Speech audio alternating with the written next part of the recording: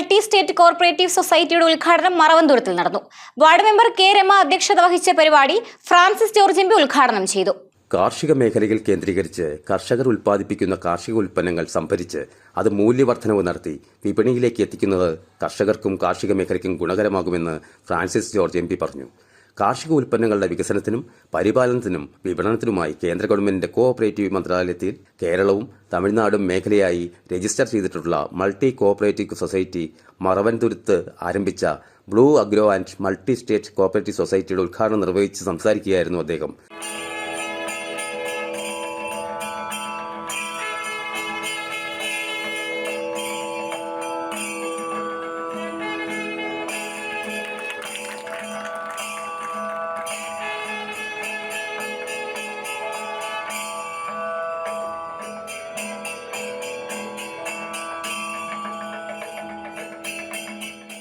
Ward member K Rama അധ്യക്ഷത വഹിച്ച യോഗത്തിൽ chairman AK. Swethakumar, CEO Binu, Suresh Babu, CP. Lenin, Manish Pillai, Bija NP. എന്നിവർ പ്രസംഗിച്ചു.